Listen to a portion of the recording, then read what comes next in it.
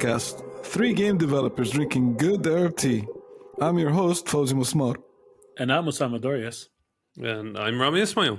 We have quite a special episode today, but I need to warn our listeners about a bunch of things first.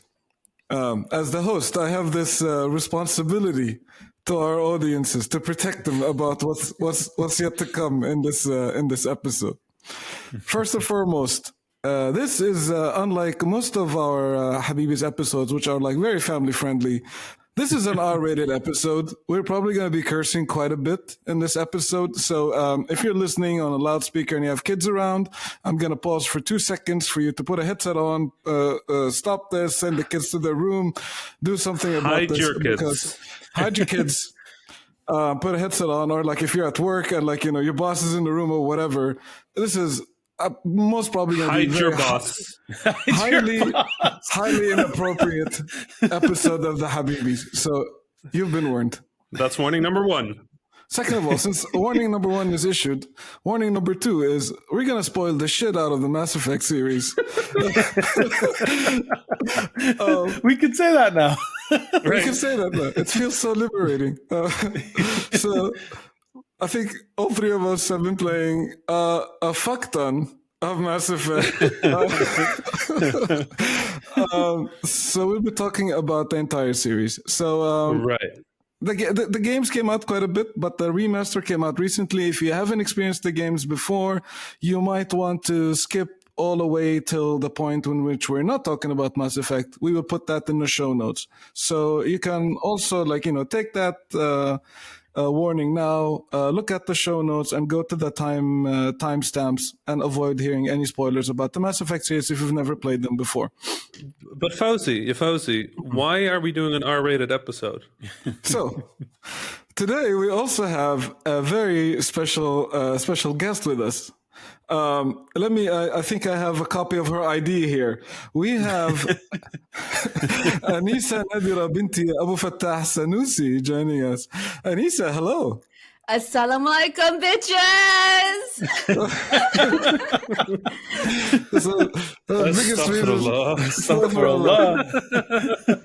We get so much exceptions going on Habibis. It's the first, and probably the only R-rated Habibis episode. Unless we have Anisa again, because then we won't have a choice, right? Exactly.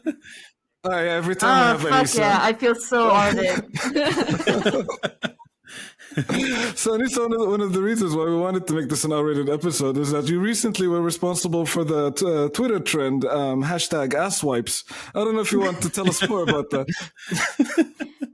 Right, yeah. So with cursing, obviously we want to be mindful of who we curse at, and I wanted a really good gender neutral word. So I would just call people, "Hey, what's up, asswipes?" And it's just nice. It just rolls off the tongue. To be honest, I really did want to hear the sentence "asswipe" just rolls up the tongue. I'm just really, really unhappy right now. I mean, honestly, I have no idea why it's trending in the UK, but I'm just glad it is because I feel so vindicated right now. The achievements of Anisa. Your legacy is here, Anisa. You know how nobody's legacy is exactly what they expect it to be? Somehow this is exactly what I expect Anisa's legacy to be.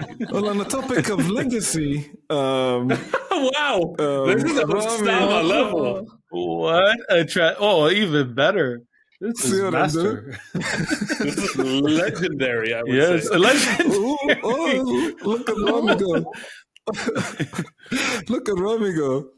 So Rami, we all know, I think, we, your friends know how much you've been waiting for this. Everybody in the world pretty much have been keeping up with you, counting down the seconds until the Mass Effect, the remake is now upon us. It is released into the wild, and you've been playing it. Right.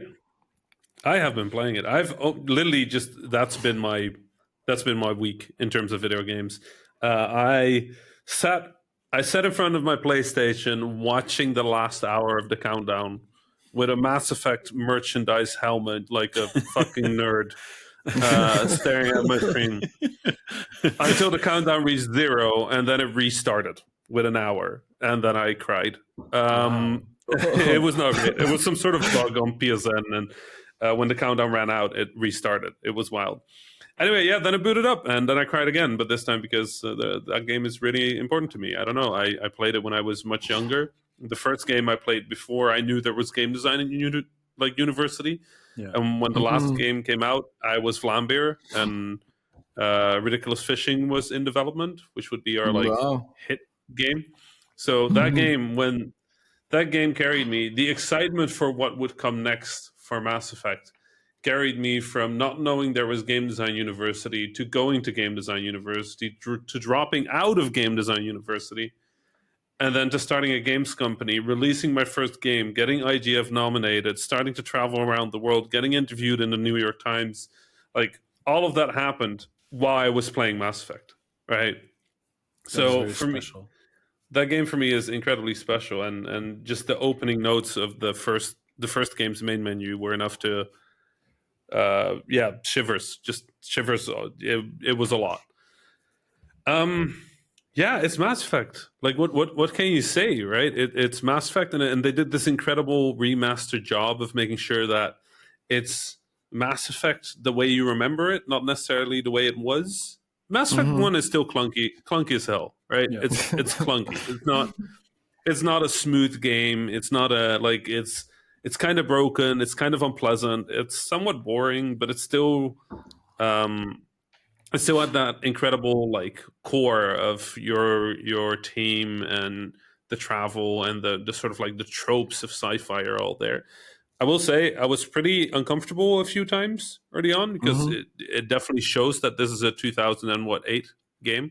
Yeah. In the writing mostly. Yeah.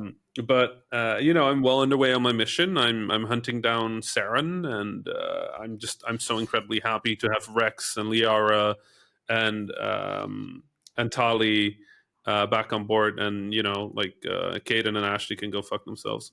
What? I like Ashley. What's wrong with Ashley? Get the fuck out of here. Space racist. Get the fuck out of here with that one. Like, where's the nearest airlock?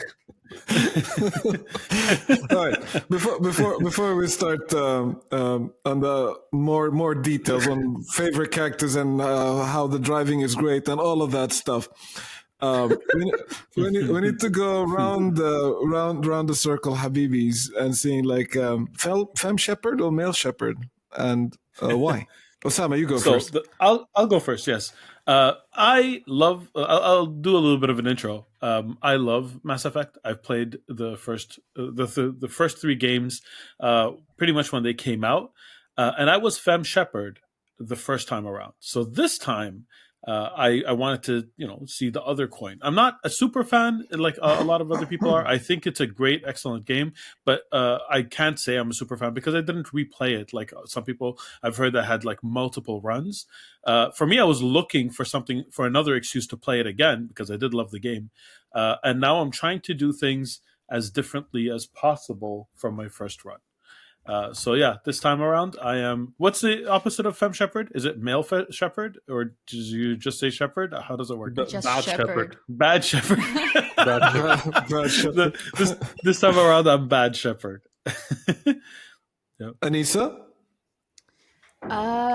Yeah. So I guess my background with Mass Effect is that I came to the UK in 2009, and prior to the UK, a lot of my gaming history has been just mostly Japanese games. I didn't really play a lot of Western games, so Mass Effect was like my first proper Western game, and I tag teamed it with at the time my university boyfriend. So he would do all of the offensive bits, and I'll do everything else around it. Like I'll upgrade a ship, and I'll do all the I'll scan the planets and just grab things from off the planet, and I never played 1. I started at 2, and I'm sorry if it's too personal, but like we broke up at Mass Effect 3, so I never played Mass Effect 3 because it was too painful. It was going, yeah, because we bought it with full intention of playing it together again, but we broke up at the time.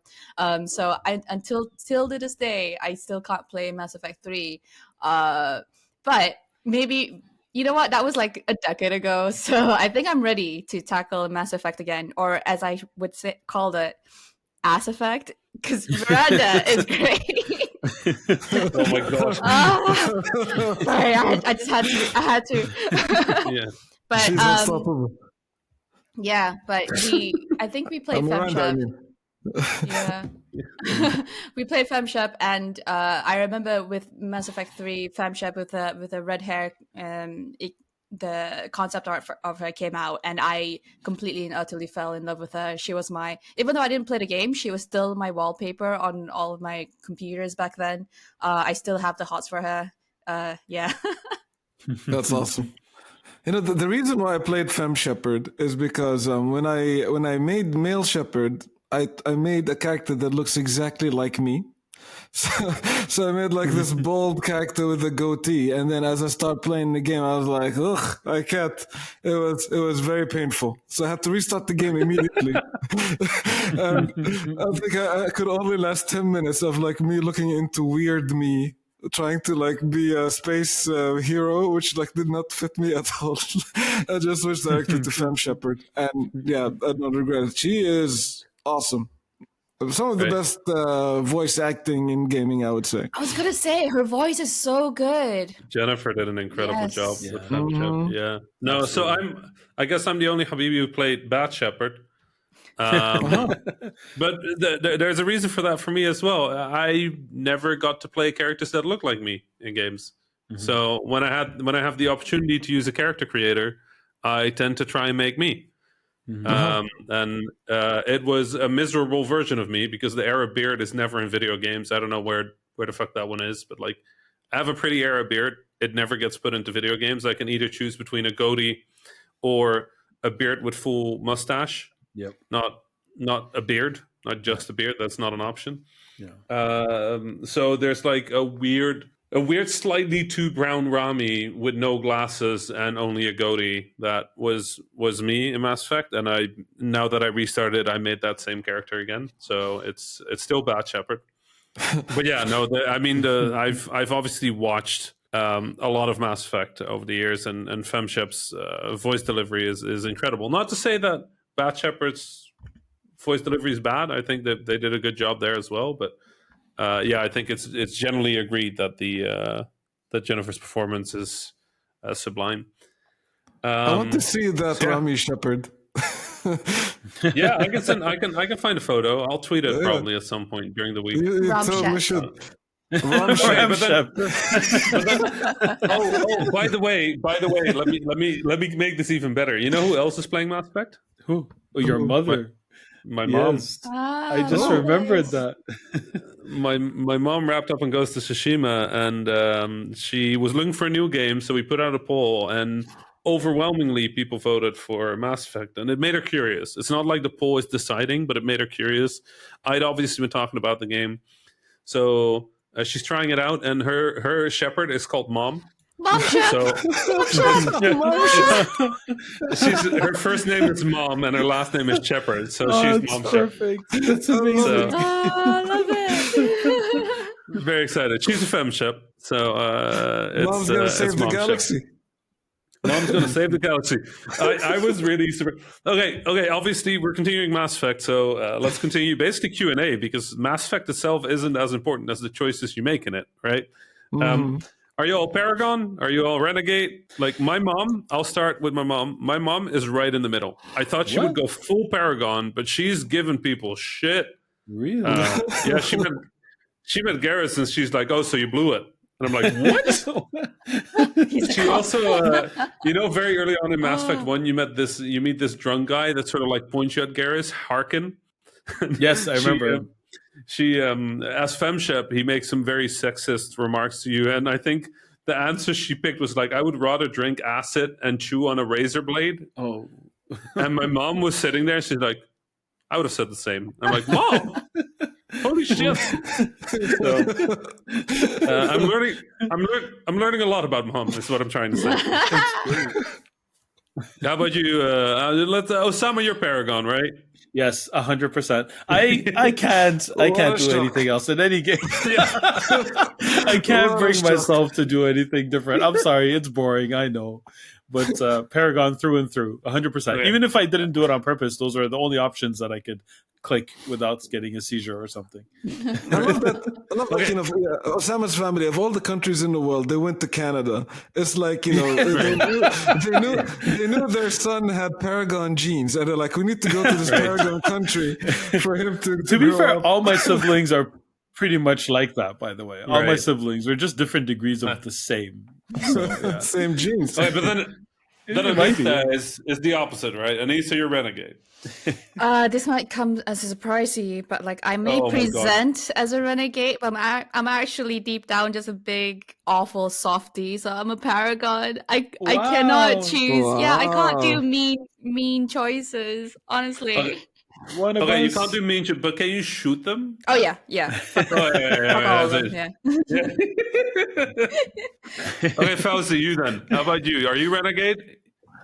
So I'm mostly Paragon until sometimes I just renegade. Like I lose my shit and I renegade. Like I like I try to like talk to somebody like, can you please do this? No, but can you please do this? No, then poof, shoot the motherfucker because like I'm tired. I've tried to convince somebody to do something. This conversation took too long.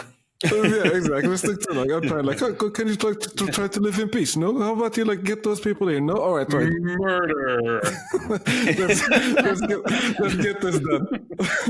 I'm overwhelmingly Paragon, Yeah, I'm not Okay. surprised. yeah, I'm not either. but even though overwhelmingly Paragon, I will take renegade when I go. You know what? You deserve it. Okay, that's fair. Paragon renegade, we got that figured out. Only that figured Anissa out. surprised me, to be honest, but it was a big surprise. I secretly know that Anissa is like a very like basically a softie, but still, you would think like when you have like this big power fantasy universe, she might go full renegade. But No. no. Yeah.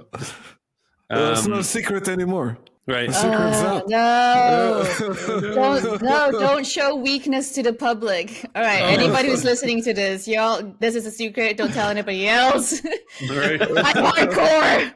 If you liked our show, please retweet and share with your friends. God fucking damn it.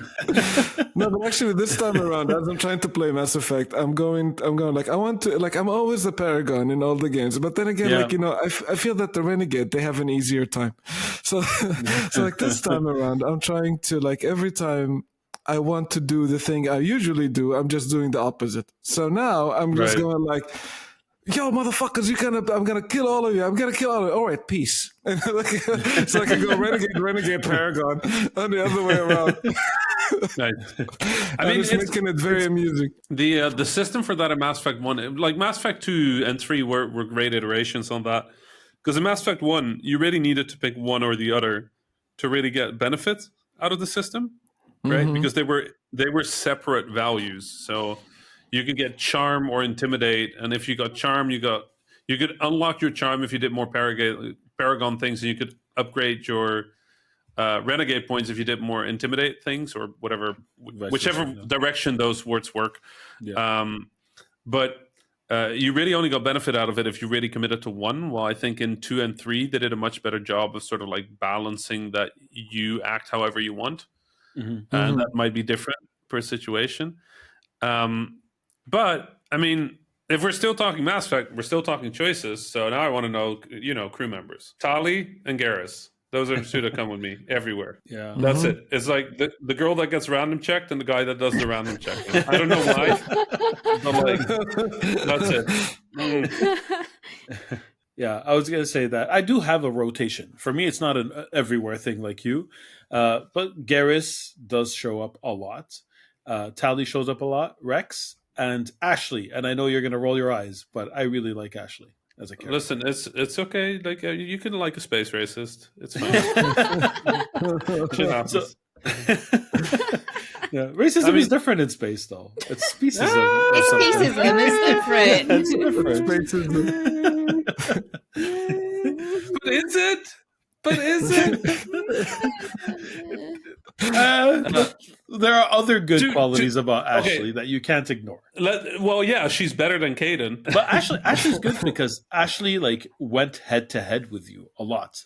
Like Ashley Right. wasn't afraid to tell you, no, this is BS, and even like like threaten you That was Right. interesting. Like that, not a lot of characters had that. Felt like they actually had their own motivations and thoughts. I thought she was a strong character. Anyway, Yeah, it's very, very strongly racist. I'm not going to win this one, am I? Anissa, who did you grab? I actually really like Tali as well. There's just something about her, the mysteriousness about her that I really like. And I'm in between Miranda and Garrus as well, because they both got that ass. So Yeah. I like a good view is what I'm saying. I really hope my mom doesn't listen to this. Fauzi. Garrus for me, for sure. I like Garrus a lot. Actually, one of my favorite Mass Effect characters is from Mass Effect 2. It's Samara. I like the idea of Justicars a lot.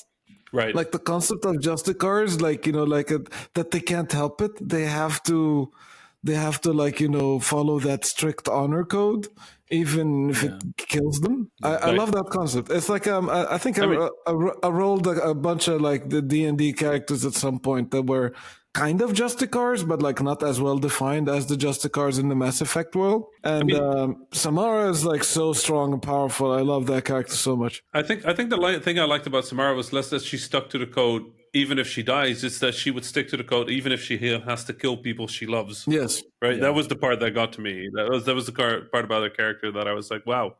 Okay, this is intense. This is a lot. But no. If I can choose, if I have the option of Tali and Garrus, I will pick Tali and Garrus. If I really need a biotic on board, I'll bring Liara. Liara, yeah. Then that's kind of like Liara is like sort of like a perfect nerd. Liara is definitely Liara and Tali and Garrus, they're like the mains, right. I guess. But yeah, I think in the latest Mass Effects, like I like Morden's character a lot as well. Yeah, see, Morden. That's the thing. I love talking to Morden. I don't necessarily like bringing him along on missions, but like he's just so happy and cheerful. He's just like just every time I walk by him, I'm like, hey, what does Morden have to say? I've already like started bawling when I came across Presley at the start of Mass Effect 1. I'm just like, If the first time I see Morden, I'm just gonna start crying again. I mean, like he had to make some difficult choices in the later games. And I think that what makes his character like starts off as like, is this a comic relief character? And I go like, actually, no, this character is quite important and like where the story goes. Yeah, I mean, it's like it starts as the comic relief, and then like Morden will fuck you up. Yeah, that's. He's 100% written as like, oh, look how cute this character is. You will love him. He's singing his song. Also, does he die or not? Yeah. Also, like, you read, like, I think this is some of the things I love about Mass Effect as a series is that the amount of work that they've done into, like, fleshing out the lore.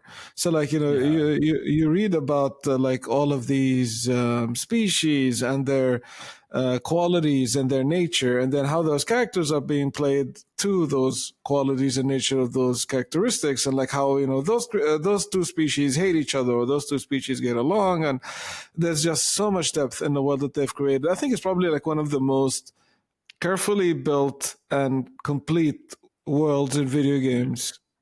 That's the shocking part is that it's usually like whenever you play a game that's very narrative like this, usually they have a strength. It's either they're plot driven, like the plot is really, really strong, or they're character driven, where the characters are really like relatable and likable or hateable, which is also a good thing.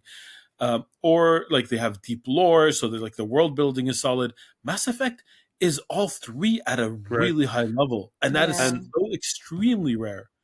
And the narrative structure of it is really well done. Like each of them opens up and folds back down in such an incredible. You never notice it. You never notice how it's. But like, there's some really wild, just really wild shit you can do with the narrative. You can like, if you go and you pick up Liara last in Mass Effect 1, she's still researching those ruins where you rescue her. Right. If you do it at the start of the game, she will go like, well, we're not quite sure what happened to the Protheans. And then, if you save her immediately, Shepard has had the vision, so he can speak to the Reapers a little bit, right? He can go like, oh no, they were killed by the Reapers. And Liara's like, what? I never knew this. If you go all the way at the end of the game, when you basically know everything about what happened to the Protheans, you can basically just lay out her entire life's research to her, and she's just like, "What the fuck?" And it's like the fun. But you never notice where they're doing all of those tricks, and the seams are very well hidden in the structure, and I love that about it. It's fun. Is there It's fun. anybody You here know- that doesn't think that Mass Effect 2 is the best one? No, it is the best one. It is the best Oh one. wow, that's that's unanimously agreeing. I mean, I think we talked about this, right? Like, it's like the first game, they don't quite know what they're making. The second game, they've learned from the first game's mistake, and by the third game, they're out of ideas, so they have to stretch it.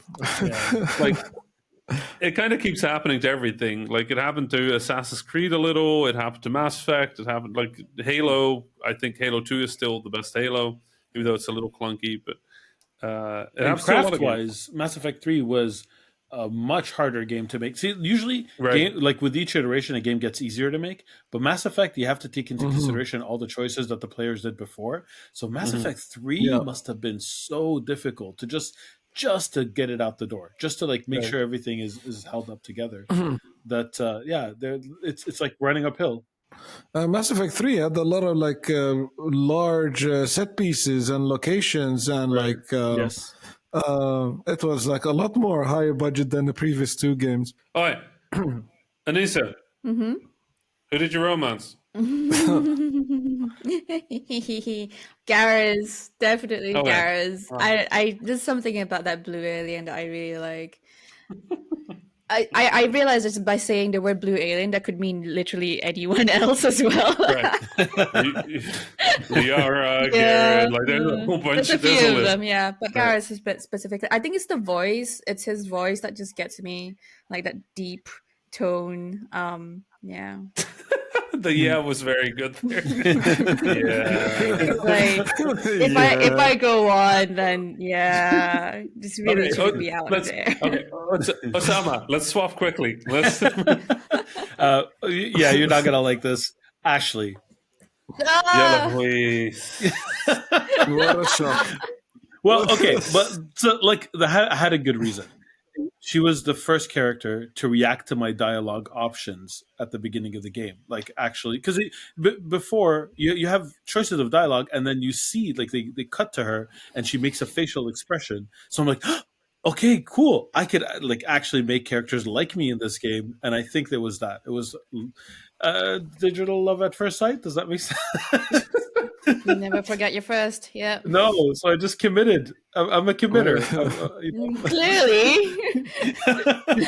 It's like later on, she's like, "Oh, other alien races should die." That's how it's like. Well, you know, I'm committed. She smiled at me that one time. What am I gonna do? That was the. That's Liara for me, for sure. I was kind of curious. I'm like, can I really? Is that possible? I'm like, oh yeah. Yeah. I didn't romance anything or anyone in Mass Effect 1, and then that actually turned out really good because you couldn't romance Tali in 1. So I didn't have to cheat on anybody in 2 or dump anybody in 2 to end up romancing Tali, and I was like, well, you know what? Okay, this will work. So Wow. It's like you held out till the second game. right, yes, He was more sappy than my story. it's very halal, very halal. Yeah.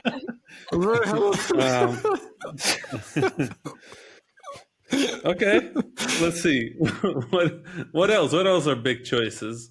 I Halal in guess space. halal in space. Subhanallah. Subhanallah. All right, let's see. What other choices do we have? Oh yeah, Ashley or Caden, except for Osama.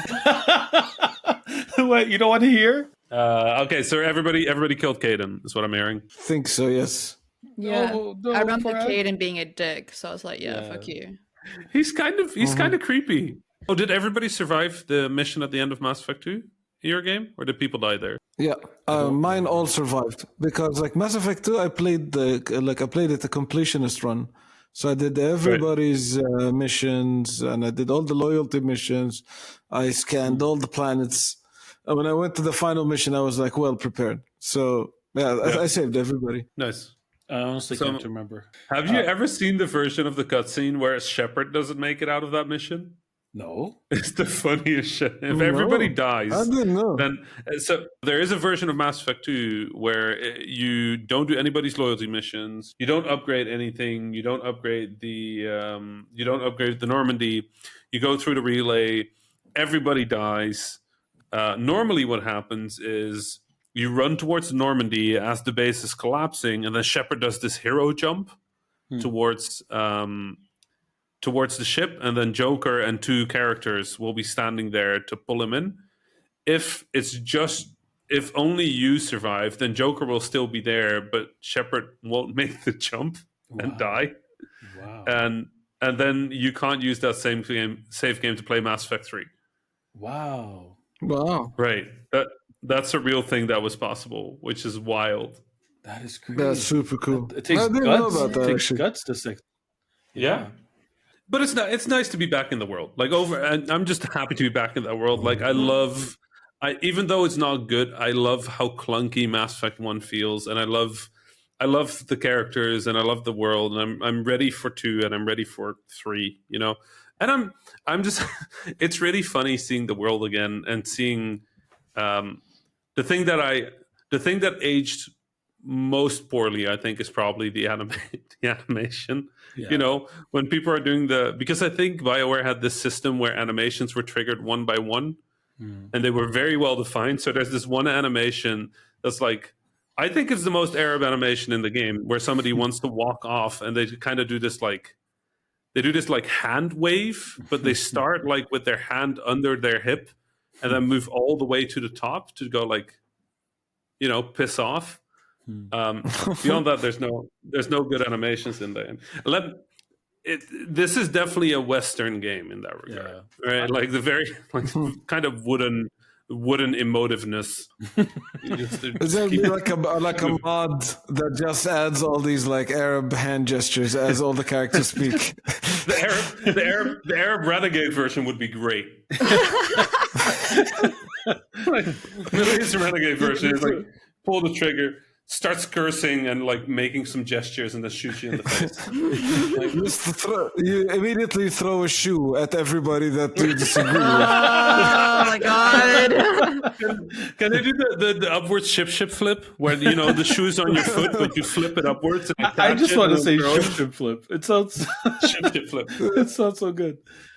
I mean, if you're don't know. throwing like a This is what- spacesuit, it'd be like a boot, right? You're throwing your like metal boot at each other. There's this thing with Arabs and shoes, man. Like I don't think any other culture have it in the same way. Like if somebody sits and put their shoes to face you, then people flip out. People like say Yes, this yes. person is lower than my shoe, or like, you know, as a curse to say at somebody. Yeah. Or like, oh, you want to buy this thing? It's fine. It's worth my shoe. It's like no matter how expensive Isn't your there shoe a is. curse word It's in like the Egyptian that's shittiest like part. Gazma Edima, which just means Yeah, like Gazma. you old shoe. Yeah, That's actually a really bad thing to say. Gezma is definitely a curse I- word. Yeah, for sure. I like it in Egypt. They will also say like this person, his mind is a shoe, like mukho gazma. Yeah. So like his brain is so bad, it's a shoe. Yeah. Right. The Iraqi equivalent of that is kundara, which just sounds like a lot rougher and a lot meaner. Yeah, no, I And I we think also the say curse is, something like "eat a shoe." Also, like, you know, Yeah. stop talking, eat a shoe, and shut up. really. Call kundara. Yeah, it's like eat a shoe. Kundara. You say the same thing too. Okay. Yeah, we say it with a K. I think we say kundara, but yeah, it's the same. Oh, okay. Okay. Are we gonna like, do you know, accent? like- Are we gonna do accent comparisons on our cursing? Well, whenever we We talk still about the our shoe different department. words. Yeah. Shoes. Anissa, is there a similar thing for you, for your cultures? Not with a shoe, I don't think. I'm trying to think. Like, to be honest, in our culture, like we don't like things associated with, the feet as well. Like it's very rude to Right. like to point with your feet or something. That's kind of weird and stuff. And Yeah. Right. obviously absolutely no shoes in the house. Like that's extremely rude as well. But I would say the Arabs definitely have it when it comes to like shoe throwing, because like We've mastered the art of shoe yeah. throwing. Yeah. Okay. Fair. What do they use? What is like what is the shoe equivalent? I guess like in Malay, like if you're going to curse, we say pig, like babi. Like the worst thing in the Right. world you could be is like Right. the thing that Muslims can't eat. I was like, I've always wondered why is that. Right. I mean, we use the same in Arabic, Yeah. right? Like, animals are pretty like khanzir or hamar or like donkey or like those Kelb. animals happen a lot. Kelb. Yeah, we Kelb, actually yeah. have two variations of that. Like back to the Iraqi accent thing, we either say kelb or chelb, and they're both really equally bad. I mean, actually- the version the version I know best is Ibn al-Kalb, which Yes. is like son of a dog. Yes. But my favorite thing is my dad would use that against me if I did something wrong. I was Have you like, wait, ever pointed out the hypocrisy of that to your dad, or like? you want to know like how ship sound? You should try it. 'Cause I've done it. I've tried, and it definitely ended in a ship. Like it was not good. No. I think it's one of those things like don't translate well, because like some animals to be called as one of the animals in English is cute, but in Arabic it's terrible. Like like in English somebody tells you, "Oh, you dog," it's not a bad thing, but if you tell somebody a kelb in Arabic, that's like a huge thing. And it's the same with like monkey. Like sometimes when you call somebody a monkey in English, it could be like a pet name. Some couples call each other monkey or something like this. Or you're goofing I around. feel that's or so something. weird. That is That's so weird. weird. That is so weird, because like in like Arab culture, like we have a saying in Jordanian and in Palestinian as well. We say "أفخم من القرد ما سخط الله," which literally means like God hasn't created anything worse than a monkey. Oh so my it's like, gosh. when you call someone a monkey, that means like they're like super ugly. So like I had a bit of a culture shock when I saw couples like, "Oh, you monkey," like they're calling themselves like monkeys as like a term of endearment. I'm like, "Oh, they're calling each other ugly," and that's cool. Right. Yeah, no, for sure. No, there's a. I mean, Arab cursing can be quite creative, though. There's Yes. a lot. I Yes. mean, it's very often beyond R-rated, where there's a lot of cursing that I'm not even comfortable repeating at all, not even for the context of an episode about it. Yes. But I do have to say there's always a wide range of curses that you can use for most situations. But I think the other thing that I like about it is the gestures. Right? You can't just say a curse. That doesn't work. Like there has to be hand gestures. Describe a gesture. Oh, there's a lot of gestures. You have you can do a sort of like it's sort of like a hand flick, not quite a flick. Flick. Yeah, like it kind of happens automatically, but it's like you can sort of like move your hands together in like angry ways, or like move them apart in like angry ways. Like how do you communicate gestures via sound? Yeah, it's really hard. Like You're gonna have to describe how the hand looks like. Right. So if you can do in Egyptian, you have sort of like the patient patient gesture, which is like your fingers together. Yeah, all Right. 5 Oh, fingers together. Yeah. That Right. is so funny. You can- Whenever I have an Italian friend visiting, and like we go somewhere in you go into any restaurant, and they make this gesture. Like in Italian, it like means like a giant fuck you, and and for us it means please wait a little bit. And like we go to a restaurant, like a table for 3, please, and then they're like fuck Wait. you. it says, is that right? Like the tip of all of your 5 fingers put together. Yes. Yeah. Okay, Yeah, correct. I think Including that the thumb. Oh yeah, Right. yeah. So that gesture in Malaysia just means rice. Really? Yeah. Please don't ask for rice in the Arab world, Anissa. Not in Because, Italy, like, especially. Because if you imagine Um, if you eat rice with your hand, like you kind of scoop it up with the tip of your fingers, right? So it's kind of like, yeah, you need some rice, you know? Yes, Right. that makes sense. That's funny. and there's another one I really like. You know, the sort of gesture where you put your pointing finger and your thumb together, and your 3 other fingers stay up. Yeah, Like the okay sign. like they're okay. The So. okay sign. If you do that in Arabic, but you move your hand forward and backward, it's like an authority, sort of like you're angry. You're Yes. warning somebody, like be careful. My Yes. dad will do that one. If I didn't change, that's ship. Yes. Right? But like it's a very specific genre. But that's like okay everywhere else. So I'm just like, why are you doing okay at me? And it's like, no, you better watch out. It's like, what? Yeah, I heard that the okay sign in Iran is a curse. Yeah. I have to verify it, I guess, but I've heard that from a Persian friend, so I don't see why he would lie to me about it. Okay, I'm self-reminded, don't do the okay sign when you're talking from anyone in Well- Iran. Oh my gosh. I did public speaking around the world, and as an Arab, I gesticulate a lot. Yeah. And Oh. I Yeah. really have to unlearn most of my gestures because, like, showing the palm of your hand is different. Like in Arabic, you have like the open hand upwards with the thumb up, and you sort of like shake it, which you can kind of means upset, Yes. right?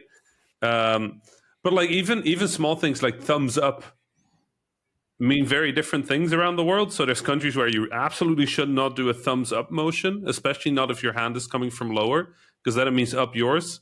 And I'm just like, so you really quickly learn to like avoid gestures. Oh, so you know when you do like the peace sign with 2 fingers up, but if your palm is facing away in England, that's okay. That's like a regular peace sign.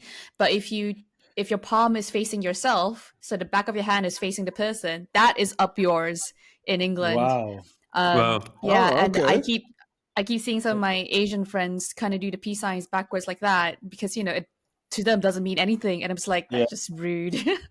Right. The other one in the Arab world, ta'ala, come here, is actually with your hand down. Sort of like the come closer. Is like your fingers point downwards and you you're move right. towards you.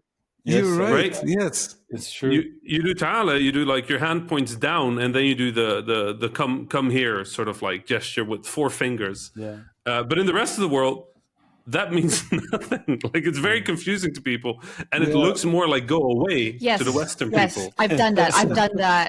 Like I think that's the same in Asia, where like because okay, like the little golden cat that you see in like Chinese shops, where Yeah. like Right. the arm is coming downwards. So that's kind of like come hither, that kind of thing. So similar, like when we're again we're telling people to come here, using that gesture. British people think I'm telling them to fuck off, and I'm like, no, opposite, come here. Yeah. You Yeah, know, it's like really there's, but like when we were talking about the up yours, the Arab, Yeah. the finger gesture is different than like in Western culture. It's about closing, closing all of your fingers except for the middle one. You extend that, and then your palm is facing you, and the back of your hand with the finger extended is being handed to someone. right. And in the Middle East, it's the opposite, in which only you open your hand, your palm is facing the receiver, and then you only drop your middle finger, Right. and you Oh. tell them khud, as in take. Take. Yeah. Take that. So that's like up yours, and like the hand gesture is slightly different. It doesn't mean anything in the West, but it's like so I remember like some people when they started I had a friend of mine who gave one person the finger with the gesture I just described, and then he gave them with the one with the Western way of doing it, and he's like, I'm gonna give you 2 fingers up yours, one normal and one British one. Right. I just thought it was funny that he needed to make that distinction, and that he was like, "It's probably British. That's how I'm gonna use it." It's or you know the one where it's your two hands next to you, right? Like to your Like sides. yeah, to your sides. It's like wallah, right? Yeah, That yeah. gesture. Like you put your both hands up. Like it's another one that's you can combine that in a way where it's actually aggressive. Because you can combine a lot of these gestures to change context, but if you like do the warning one, you know, the okay sign, but like moving it back and forth really quickly, and then kind of like slap your chest and you put your hands next to you, it means like I will fuck you up, I swear to God. Right? I love the versatility of the gestures. We have this other gesture in which like you hold very strongly to one of your front teeth. So like you hold to one of your strong teeth and you pretend like you're yanking it off, and this is to denote that somebody is being very cheap. And like that person is so cheap, and then they hold their teeth and go like he's like this, mwah, mwah, and then like there's that guy so cheap. Do you also have like the sort of like the click with your tongue as like an offensive sort of sound? A single one of those could mean either no, like no, I don't want that. Yeah. Or a disagreement. So it'd be like right. Rami would say, "I'm gonna be 30 minutes late." We're like, "Okay, Mashi." that means that I don't like it, but okay.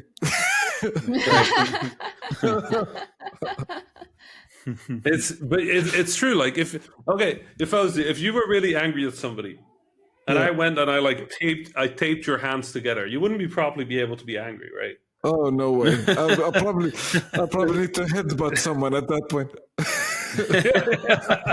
What is it with headbutting in the Arab world as well? I've seen my dad do that in fights, and I'm just like, there seem to be better ways to hit these people than with your hand. But okay, is there something really typical about anger in Malay culture, Anissa?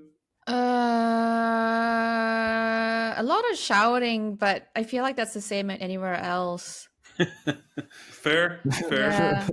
Like this is the thing, like a lot of like Malay cursing, I'm not actually really good at Malay cursing because I feel like it's too harsh. I know this is weird coming from me, right? The person who curses all the time, because like I curse usually in English, and I think English curses are quite mild, which is why I do it a lot. But when you curse in Malay, it's just really brash and harsh and like coarse, and it usually alludes to like some kind of female bodily part, usually belonging to a family member, and I think that's why I just really dislike swearing in my mother tongue. Right. Yeah. Arab is very similar, to be honest. Yeah. Like it's a lot of body parts, a lot of like family members' body parts. You know, I actually only learned how to proper curse in college, because I like mainly spoke to my parents in Arabic and nobody else. So I heard, you know, the very like they're not going to teach me the really bad words, right? Like they taught me the hmar and the kalb and the like other ones too, like athwal, which means idiot, or zaqnabut, which means like poison. But they didn't teach me the really. I've never heard this before. Never either. But that's cool. Yeah, like usually it's like an order, like eat poison or something along those lines. Yeah, but it's like look it up, Zaknabut. It's an Iraqi thing. But like those are the mild ones, right? The heavy ones, like I remember I went to college and I'd meet some like white colleagues or fellow students, and they'd say, "Hey, I know an Arab curse word." I'm like, "Okay, hit me," and they'd say it. I'm like, "I have no idea what the hell that is," and that went on for a while before I started learning them, just because of what it is. But my God, they were harsh. Like I used to think, Arab curses are mild because those are the ones I knew. But no, not at all. It's funny because I grew up like Dutch, and Dutch cursing is just atrocious. Like it's really, really, really bad. They curse with like diseases and stuff like that. It's the worst. I've heard it's really Dutch like, cursing. May you have typhoid or something like that. That's a Dutch curse. Literally, like Dutch people stub their toes and they will yell something like cancer. It's like, what? So then And then my Arabic cursing, most of how I ended up learning Arabic cursing is because my dad would drive in Cairo. So there's no way around it. There's going to be cursing, right? And then obviously in the family, you kind of had like the animal curses, like hamad he would never use khinzir towards us, but hamad or ibn al-kalb would happen every now and then. Well, I didn't get that one. I got tizak hamra. Which is literally your butt is red. Which this sounds like a reference to monkeys, and if it is a reference to monkeys, right? They have red butts. Right. Could be. Every now and then those would happen, and then every now and then you'd hear him say something like worse, and I'd be like. But then I think Anissa's right. Like English cursing is very mild. They say, but it's because they're so conservative. Like they say fuck, and they're like, "Oh my gosh, how can you say fuck?" And it's like, or there's the C word as well, which I quite like using, to be honest. But but it's just like they're just like or shit. It's like no, that means poop. Are we really? Is poop like really the word? Like I guess we use khara in Arabic as well. But it's one of the tame ones, right? Right. It's like the kind of stuff where you're like English cursing is just they're kind of weirdly polite compared to a lot of other languages. It really does feel really like held back a little bit. I think it's uncreative as well. Is what I think. Right. Yeah, true. It's like something related to bodily functions. It's like, oh no, bodies? No, we don't speak about those here. Yeah, it's not very creative. It's true, but it makes it very easy to use. I think that's true. I did realize though that you can't combine them with gestures well, which to me is just that loses so much of the beauty of cursing. Yeah. What gesture are you going to make with fuck? The middle finger usually. But that's not a good gesture. What the fuck does that mean? It's not an angry gesture. There's like angry gestures that you don't make towards friends either in Arabic. Flipping somebody off, you can do that to your best friend when they say, "I'm not going to get the popcorn." I actually flip both fingers up as hello and goodbye to my friends. And I forgot that not everybody realized that's my brand. So I kind of just did that to somebody recently, and they talked to a friend of a friend, and I got the message eventually, be like, "Why did Anissa flip me off? Did I anger her?" I was like, no, I'm being friendly with you. It's a friendly gesture. Oh no! Lucky for us is that we're not recording this podcast in person, so Anissa wouldn't be able to give us the same treatment as we wrap it up for today, would she? Unless you have an audio version of that. Nice. Masterfully done. Thank you. I've been studying your technique. Yeah, I think you're the new master of transitions now. I love it. I honestly, I did not see that one. Me either. Very clean. And he said, this is just the three of us being very impressed at how we're slowly getting better at this spot now. We still don't know what we're doing, but we know a little bit more than we did when we started. I've heard of the episodes. You're all getting better for sure. Why, thank you. Wow, thank you. Choke on. Yeah. No, okay. This was a good R-rated. Can we never do this again? I mean, until the next time I'm on is what I'm saying. That's what I'm saying too. Until the next time Anissa's on. But this is gonna give me stress editing, just skipping over all the cursor. Because full disclosure, every now and then we curse on the podcast, and so far I've always edited it out. You say somebody, but you can say it. It's usually Fauzi. So whenever Fauzi curses, it's true. I have to edit it out. I wasn't calling you out there. I'm sorry. I mean, but also you were. But also I was. Yeah. Fauzi takes the renegade option every now and then. Exactly. So I edit it out, and I'm going to sit here and just go like, somebody's going to go, fuck. And I'm just going to go like, leave it, don't touch it. Just think of stuff for the law and keep moving. I fully expected an Astaghfirullah like filter for my episode. There was this one time where, like, Rami kind of lost his shit for a good full sentence out of the blue, and then Osama and I were like, quickly to the chat. Mark I remember that.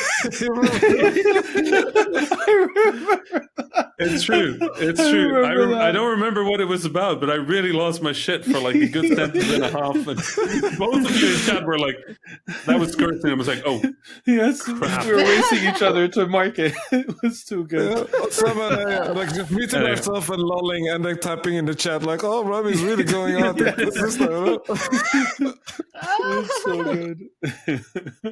Am I the local Anissa? I think you are. Astaghfirullah. No, okay, let's wrap this one up. Let's wrap I'm this just, one I up. was so impressed.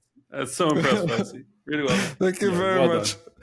And also, thank you very much, everybody else, for listening to this episode. Thank you very much for joining us, Anissa. We'll be looking forward to having you again on another R-rated special Habibi episode. Hopefully next time when you're around. Thank you very much for joining us. Where can people find fuck you? yeah, if they want to definitely. interact with you?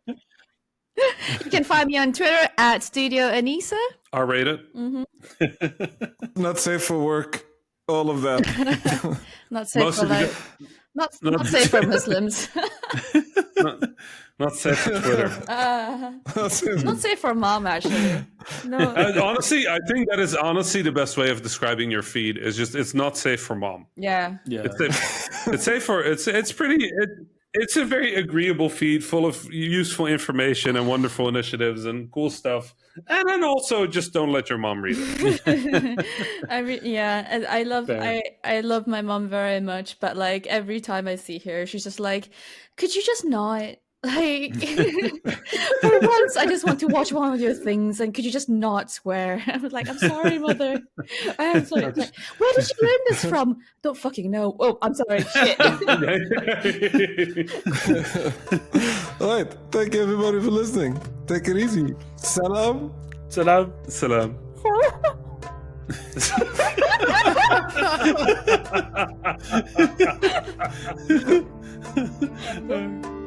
That was the Habibis podcast for this week. I am Fawzi Masmar, your host for this episode. You can find me on Twitter at Fawzi Masmar.